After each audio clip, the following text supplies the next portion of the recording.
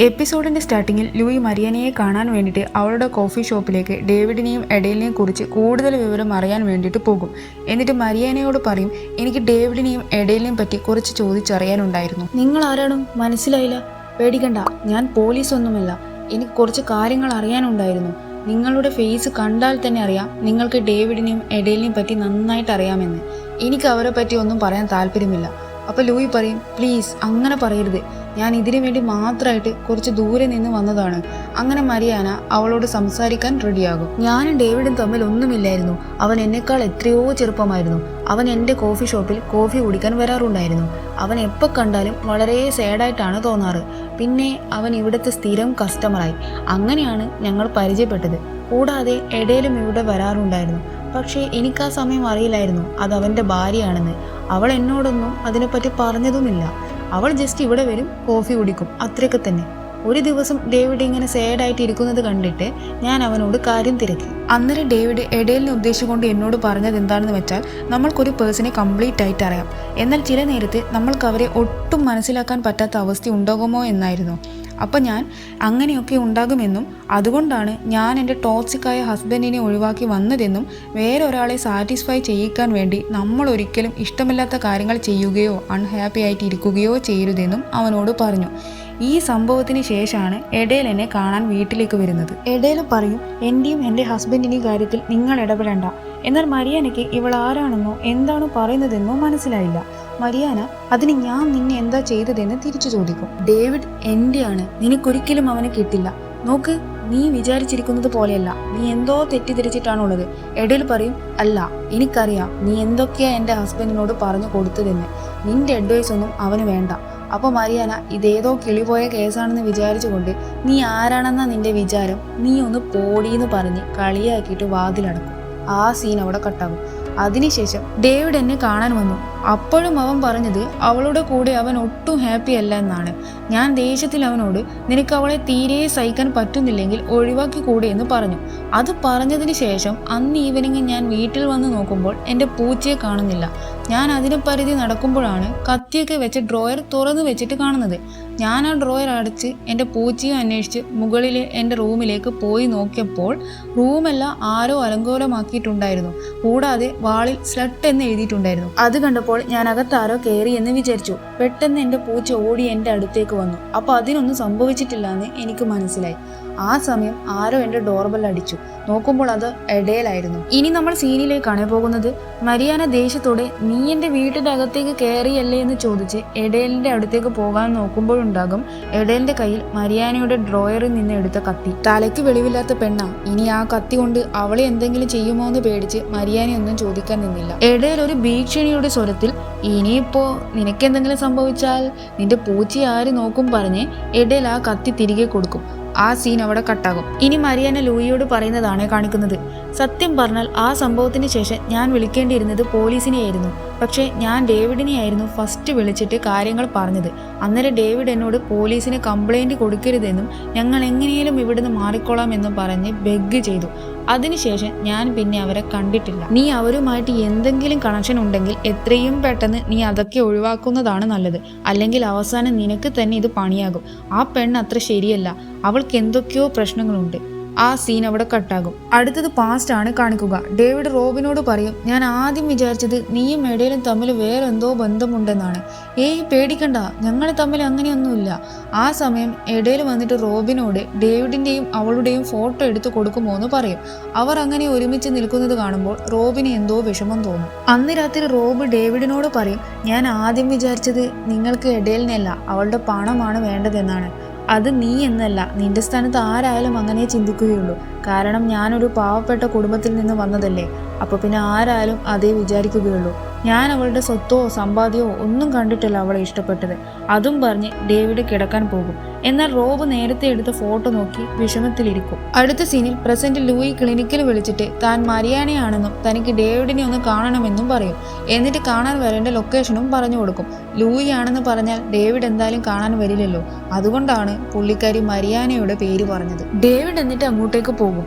അപ്പോഴായിരിക്കും മരിയാനയല്ല Louis ആണ് വിളിച്ചതെന്ന് മനസ്സിലാകുക. David അവളോട് പറയും, ലൂയി നോക്ക്, മരിയാന എന്തൊക്കെയാ നിന്നോട് പറഞ്ഞതെന്ന് എനിക്കറിയില്ല. നീ അതൊക്കെ കേട്ട് എന്തൊക്കെയാണ് മനസ്സിലാക്കി വെച്ചതെന്നും എനിക്കറിയില്ല. പക്ഷേ നിനക്ക് സത്യാവസ്ഥ എന്താണെന്ന് ഇതുവരെ ശരിക്കും മനസ്സിലായിട്ടില്ല. അന്നേരം അവൾ പറയും, എഡേൽ ശരിക്കും ഒരു സൈക്കോപാത്താണ്. അവൾക്ക് അറിയാൻ തോന്നുന്നു നമ്മളുടെ ഈ റിലേഷൻഷിപ്പ്. അവൾ ഇതൊക്കെ കൊണ്ടാകും എൻ്റെ അടുത്ത് ഫ്രണ്ട്ഷിപ്പ് സ്ഥാപിക്കാൻ വന്നത്. അവൾ നമ്മളറിയാതെ ഒളിഞ്ഞിരുന്ന് എന്തൊക്കെയോ പ്ലാൻ ചെയ്യുന്നുണ്ട്. ഡേവിഡിന് ശരിക്കും എന്തൊക്കെയോ അവളോട് പറയണമെന്നുണ്ടാകും, പക്ഷെ പറയില്ല. എന്നോട് പറ സത്യം എന്താണെന്ന്. റോബ് ശരിക്കും മരിച്ചോ? അവൾ നിന്നോട് റോബിനെ പറ്റി സംസാരിച്ചായിരുന്നോ? ഞാൻ ചോദിച്ചതിന് ആൻസർ പറ. റോബ് ശരിക്കും മരിച്ചോ? അപ്പോൾ ഡേവിഡ് റോബ് മരിച്ചെന്ന് പറയും. അന്നേരം ലൂയി നിങ്ങളാണോ അവനെ കൊന്നതെന്ന് ചോദിക്കും. അപ്പോഴായിരിക്കും ഡേവിഡ് പാസ്റ്റിൽ നടന്ന കുറച്ച് കാര്യങ്ങൾ പറയുക. ഡേവിഡ് 1 വീക്ക് മാത്രമായിരുന്നല്ലോ അവിടെ ഉണ്ടായത്. അതിനുശേഷം അവൻ തിരിച്ച് യൂണിവേഴ്സിറ്റിയിലേക്ക് പോയിട്ടുണ്ടായിരുന്നു. ഒരു ദിവസം ഡേവിഡിനെ എഡേൽ വിളിച്ചിട്ട് ഒരു കാര്യം പറയും. അതറിഞ്ഞ് ഡേവിഡ് അവിടെ പോയിട്ട് എഡേലിനെ ഷൗട്ട് ചെയ്യും. കാരണം എന്താണെന്ന് വെച്ചാൽ റോബും എഡേലും ഹെറോയിൻ കഴിച്ചു. റോബ് മരുന്നിന്റെ ഓവർഡോസ് മൂലം മരിച്ചു. എഡേൽ പേടിച്ചിട്ട് ആരും കാണാതെ റോബിന്റെ ബോഡി ഫോറസ്റ്റിലെ ആ കിണറിൽ കൊണ്ടുപോയി ഇട്ടു. ഇതൊക്കെ കേട്ട് ഡേവിഡ് ചോദിക്കും, നീ എത്ര കാലമായി ഡ്രഗ് യൂസ് ചെയ്യാൻ തുടങ്ങിയിട്ട്? ഞാൻ ആദ്യമായിട്ട് ഇപ്പോഴാണ് യൂസ് ചെയ്യുന്നത്.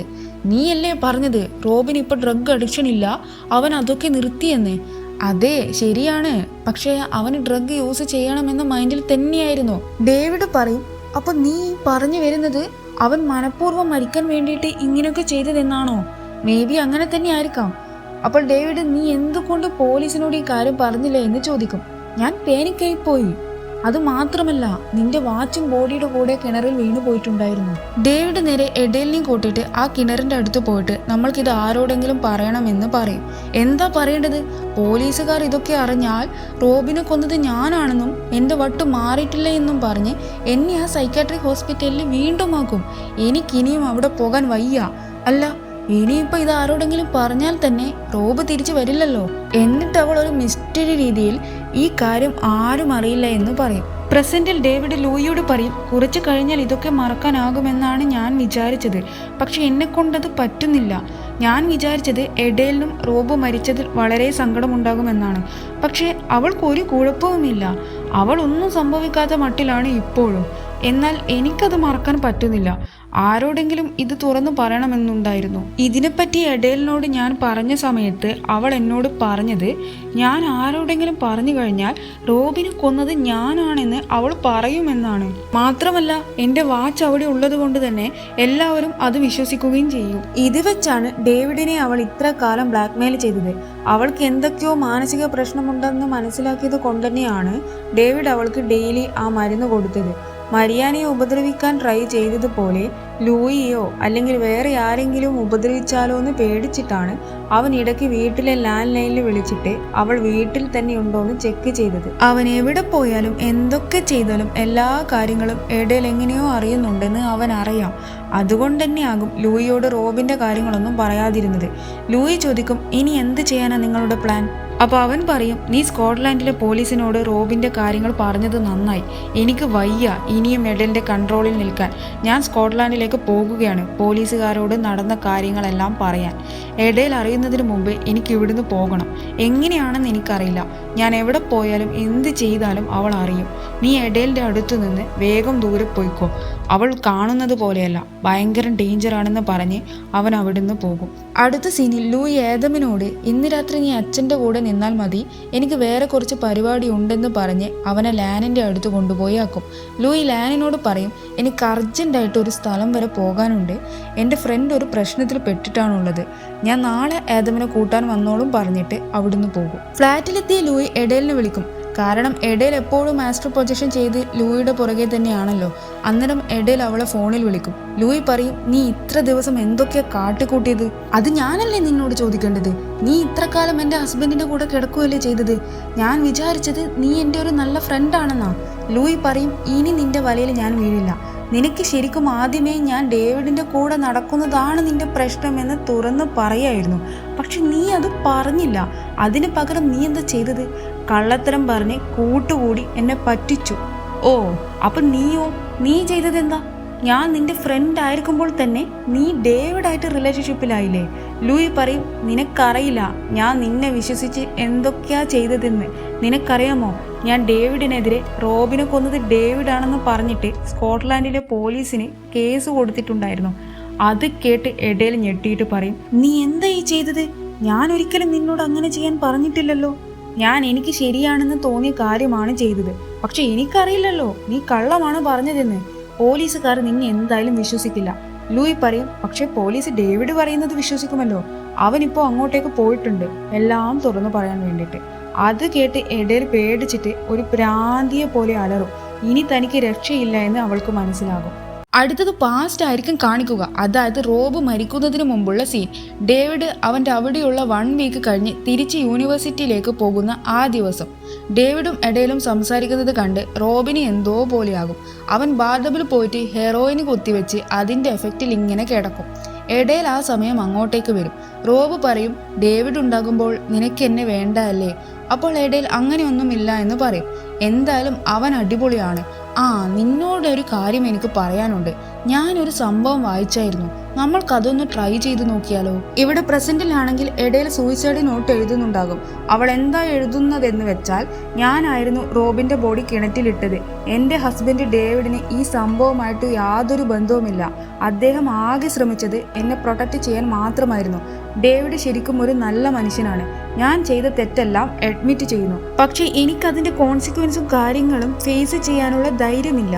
അതുകൊണ്ടാണ് സംഭവിച്ച കാര്യങ്ങളൊന്നും ഞാൻ ആരോടും പറയരുതെന്ന് ഡേവിഡിനോട് പറഞ്ഞത്. അതിനുശേഷം എഡേൽ ലൂയിക്ക് മെസ്സേജ് അയച്ചിട്ട് എനിക്ക് എൻ്റെ തെറ്റെല്ലാം തിരുത്തണം.